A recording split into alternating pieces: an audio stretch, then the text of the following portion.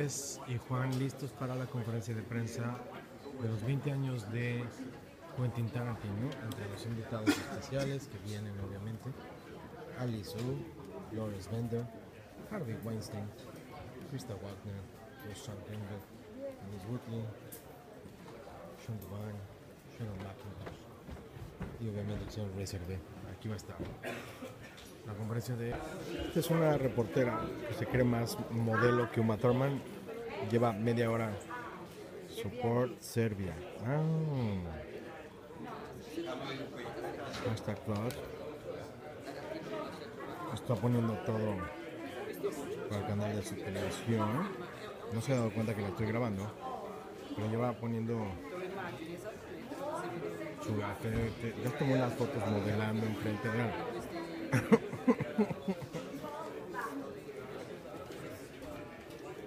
Ya guarda sus cosas.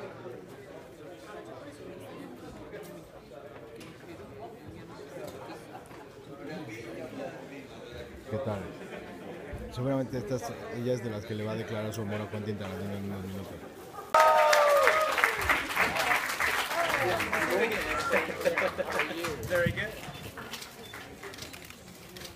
Bonjour à tous. C'est un petit peu inhabituel de voir un auteur sans film faire une conférence. Bonjour à tous. Good morning, everybody. It's not customary to see an author without a film give a press conference in Cannes. And flatten yourself and against the wall so that you don't block the view of the people. A question from Moscow in Russia. I am very happy that you love cinema so much. I would like to ask a question on your specific love. You have a collection of films. I read an interview by yourself when you came to Lyon in France for the Lumière Festival. You received a great award, and you said at the time that you collected films. So you want to buy films on 35mm, and how many films do you have in your collection? And do you have time to see your films on 35mm at home? I've never counted how many prints that I've had, because I don't think I quite wanted to put my obsession under that harsh a microscope. So I actually never count them. I don't know how many I have, but I have a pretty terrific 35mm collection and an even bigger 16mm collection, and I screen them all the time. I'm always, I'm always watching movies and everything. And actually, part of the way. One of the nice things about my life is because I've done fairly well in cinema, it's actually afforded me a chance to kind of almost live an academic's life.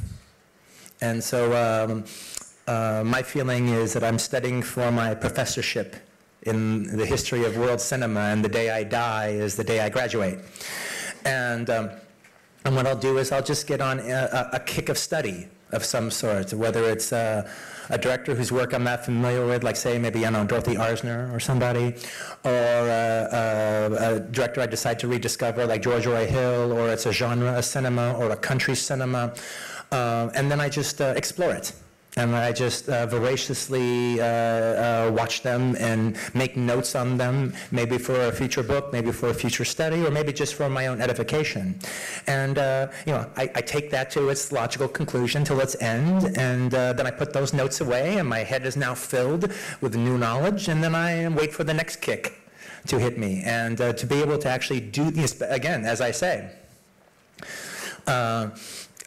now that everything has become digital, for me to actually be able to screen movies in my home, in my own theater, watching them 24 frames a second is a joy I wouldn't be able to partake in if my situation hadn't have allowed it.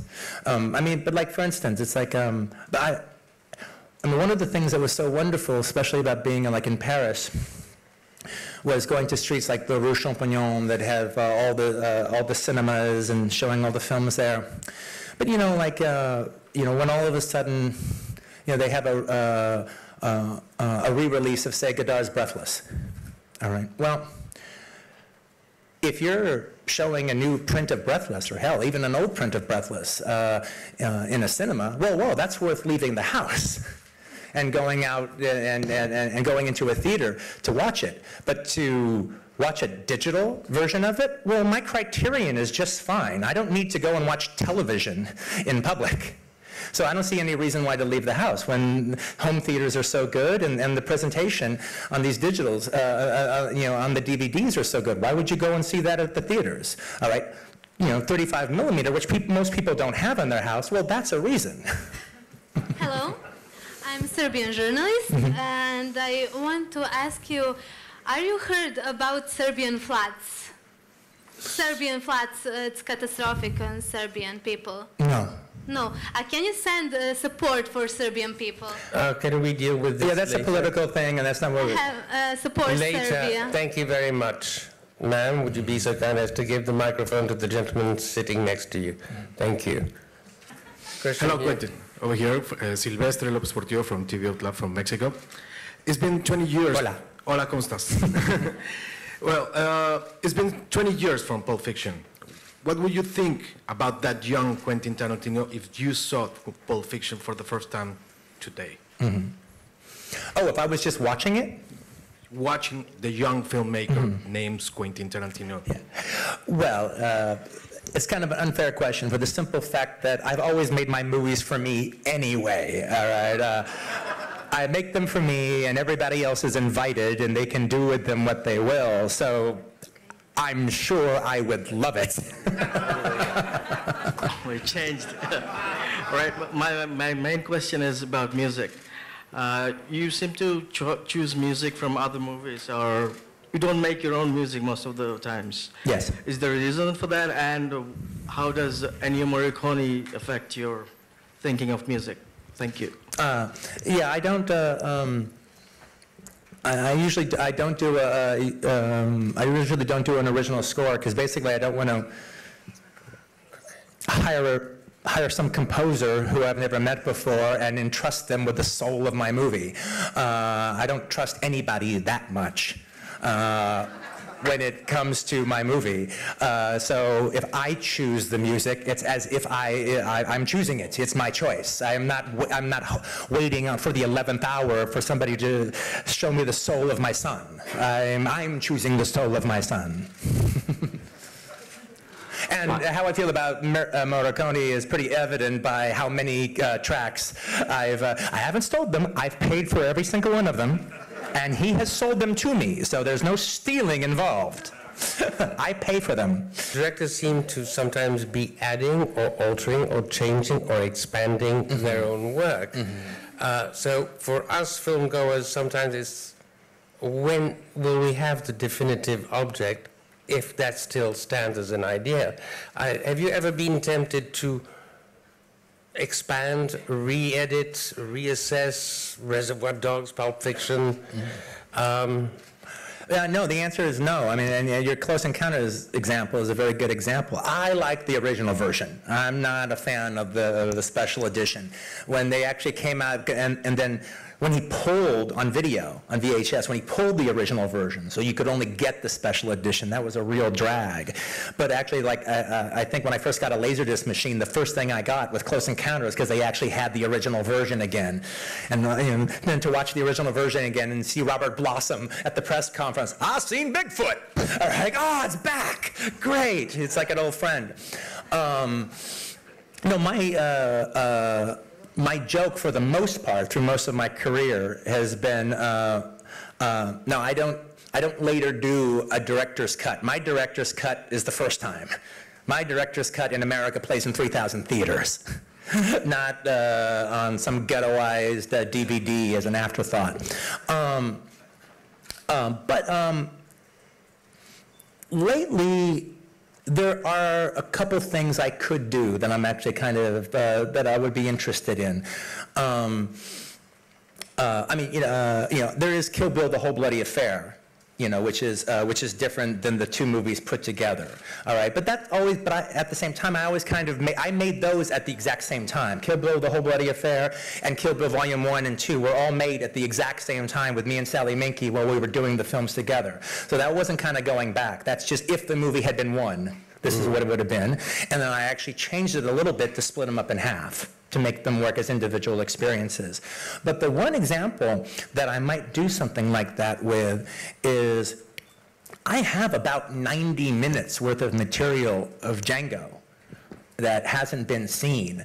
And so my idea, frankly, is to cut together a 4-hour version of Django Unchained, but not show it like a 4-hour movie, cut it up into hour chapters, like a 4-part miniseries, and show it on cable, show it on the cable televisions, you know, just like an hour at a time, like a chapter. You know, 1, 2, 3, 4, and it would use all the material I had, but it wouldn't be an endurance test. It would be, like I said, like a miniseries, and people love those. And it's funny, you know, you present somebody with a 4-hour movie, and they roll their eyes. I don't want to watch that. But then you actually show them a 4-part miniseries that they like, and then they're dying to watch all 4 episodes in one go. So that was kind of how, and that's how I thought it would work really good, is like a 4-chapter story. My question is sort of leads a little bit from what you just said. Aside from the loss of celluloid and that dreamlike state that it gives, which I agree with you on, where do you see like the content and other themes of film moving forward in the future, and what do you think about the state of filmmaking now? Well, you know, I mean, one thing, now let me talk a little bit out of the other side of my mouth after being so demonstrative about cinema versus digital. The good side of digital is the fact that a filmmaker, a young filmmaker, can have a chance, you know, can actually now just buy a cell phone. And if they have the tenacity to actually put together you don't even need that much of a crew, but put together, come up with an interesting story and get some interesting actors or not, and put something together, they can actually make a movie. And that film can go on the film festival circuit, and they can be legit. They can be real. You know, back in my day, you at least needed 16 millimeter to do something like that, which was a Mount Everest most of us couldn't climb. And so in a more democratic artistic society, you know, we're going to have to put up with a whole lot of junk, all right? But there are maybe some flowers in the dustbin that will appear, that might not have ever had the tenacity to get a film made if things were like in the old days. So that's me a little bit kind of talking out of the other side of my mouth, saying the good part about it all, especially for younger filmmakers. Now, why an established filmmaker would shoot on digital, I have no fucking idea. It just, I don't get it at all. Don't get it. I just can't understand it. Having said that, I actually just did a thing the other day. I periodically put the state of film under a microscope and just review it. And I did an email chain with a group of friends recently where I asked them who they felt the 10 most exciting filmmakers working currently today were. And I wrote my list, and then then other people started writing their list, and we'd go back and forth discussing it. And however, they'd write things, and I'd keep going back to the word exciting, that was an important part of the delineage of the 10, exciting. And in the course of coming back to that word exciting, it made me start thinking about what does that mean, exciting? And ultimately, I think what that means is you feel that their best work is still in front of them. That's what makes a filmmaker exciting. That's what makes you anticipate the new movie coming out, because the new movie could be their best one. It could be, from this point on, that will be the new barometer in which they're judged. Now, we can be wrong. Their best movie could be behind them, but we don't know that, and we don't feel that. So there still is an excitement towards their work. you know, as opposed to an older filmmaker who's terrific and you still want to see their movies, but you're not expecting it to be as great as their best movie. And that level of excitement, you know, the same thing with any musical artist. You know, there's their time, and you're plugged into them in their time, and you can still see you can still enjoy and enjoy their work when they're past their time, but there's nothing like their time when it's really exciting. And so it was interesting to see some of the different opinions of people I respect and that I enjoy talking with back and forth. And it was actually kind of interesting. Only 2 filmmakers were on everybody's list. And the 2 filmmakers that were on everybody's list was David Fincher and Rick Linklater. They were on everybody's list. Fincher and Linklater? Yeah, Richard Linklater. Richard Linklater and David Fincher. They were the ones that were on every single person's list. Everyone else, this one had this one, that one had that one, this one had this reason for that, and that one had this reason for this. And to me, the fact that Pedro Almodovar would not be on everybody's list is a mystery to me, but it wasn't. But it was on my list, for sure. But it was interesting to see who were the 2 that crossed over all lines. Intriguing. On that note, I'm afraid our time is up. Quentin, thank you very much for being here. Oh, wow, thank you. Bueno, estamos obviamente en el Cinema La Plage, en el cine en la playa, y el día de hoy vamos a ver la retransmisión o la reproyección de Pulp Fiction de Quentin Tarantino. Fue hoy el día completo de Quentin Tarantino, dio conferencia de prensa, platicó, dio declaraciones muy interesantes. El cine ha muerto, el cine en 35 milímetros ha muerto. Entonces, la película que vamos a ver a continuación es de 35 milímetros. Él la trajo desde su casa y la vamos a ver aquí en Cannes. Cinema La Playa, ¿de qué se trata? Es la parte más popular o más abierta al público de Cannes. Entonces, se está haciendo una apertura. Hay una fila impresionante atrás de mí, por ahí atrás. Bueno, aparte de este cuate que está buscando tesoros, ¿ya lo vieron? Bueno, atrás hay una fila impresionante, es la fila más larga que se ha dado por toda la Croisette, por todo este lado, para poder entrar a los lugares, y te dan una cobijita y te pones en tus asientos. Así tuvimos la oportunidad de ver una película del año pasado. Le pido a Juan, si quieres, para que le des una vuelta, para que veas cómo se está dando las filas de gente que está esperando. Estamos a 1 hora de que empiece la película, pero la fila es para entrar a la zona de las sillas azules que están del lado izquierdo, que ahorita poco a poco Juan les va a ir enseñando, porque además, bueno, viene John Travolta, viene Uma Thurman y viene también Quentin Tarantino. Esos son los 3 que están anunciados para venir a presentar la película. Hay muy pocos medios que más bien que aceptaron que se metieran, si no son los medios que están oficiales de Cannes. Los demás están en las afueras. Y la gente, como les decía yo, como es una playa abierta, pues obviamente se viene aquí a la playa, se sienta, se trae sus cobijas, se trae su vino, se trae sus sándwiches, se trae sus chescos, unas cervecitas, y estamos a punto de empezar a ver Pulp Fiction aquí en el Cinema La Plage.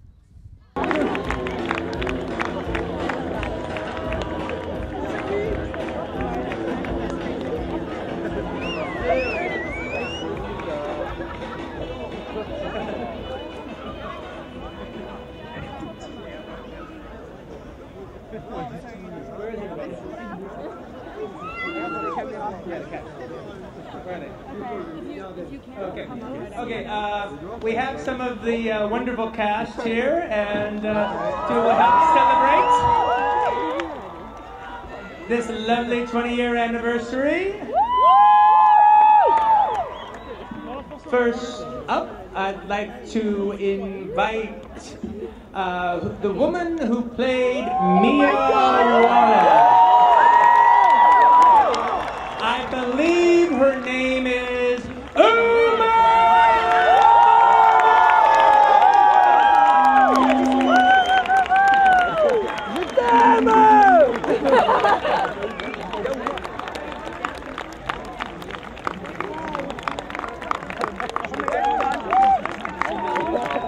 The lovely Uma is walking down the beach right now. She's wearing a lovely badly mishka that you will notice as a flowing skirt. And attached to a wonderful scarfy kind of thing. And something that looks sort of like a tuxedo jacket. Could you actually explain? No. Uma, say something to the nice French people. Bonsoir. Good evening. Thank you so much for coming. This is a special night, Quentin. And finally, as a cast member, we'd like to bring up the man who was top billed in an ensemble cast. He's played many roles. You know him as Vincent Barbarino, you know him as Tony Manero, you know him as Danny Zuko, you know him as Jack Kelly, but you know him as Vincent Barbarino,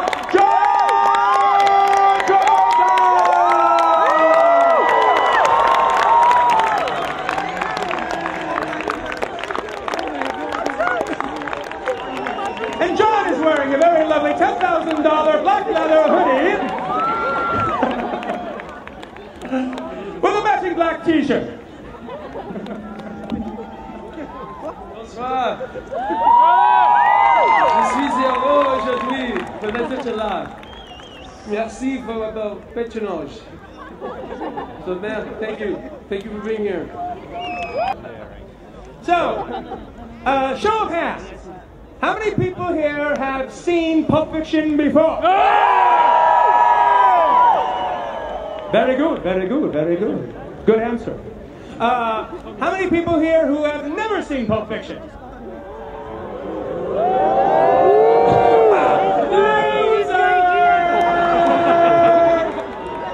Johnny come lately for 20 fucking years. What's your fucking problem? Don't make excuses for them. They're losers. And so, how many people have ever seen Pulp Fiction on a beach? Never! Crickets! Well, I'll have you know I've seen Pulp Fiction under every circumstance that a person can see Pulp Fiction under, except this circumstance. And I'm looking forward to it. Now, by the way, anybody who has a joint, rip it out and light up! Tell them I said it. Okay, are we ready to get started? Yeah! I said, are we ready to get started? Yeah! I can't hear you, man! Are we ready to get started? ¿Estamos listos? Listísimos. ¿Listo para ver Pulp Fiction? Obvio. Listos, y les quiero enseñar que venimos muy bien preparados. La cena del día de hoy es pizza. De chorizo. Pizza de chorizo. Tenemos mi café que ya me lo chupé. Tenemos una botella de vino. Tenemos paninis. Papas. Coca regular. Tenemos cigarres. Y dijo Tarantino, en palabras de Quentin Tarantino, ¿no? Si tienen un churro, enróllenlo y préndanlo para ver Pulp Fiction. No tenemos. Tenemos papas, chorizo, Puro chorizo. Ni modo, no hay nada más que chorizo, literalmente. Pero bueno, si aquí le empiezan a quemar las patas a Cuauhtémoc, es culpa de Quentin Tarantino. Que le pongan ruedas, ¿no? Bye. Everybody be cool, this is a robbery! Any of you fucking pricks move! And I'll execute every motherfucking last one of you! Venga.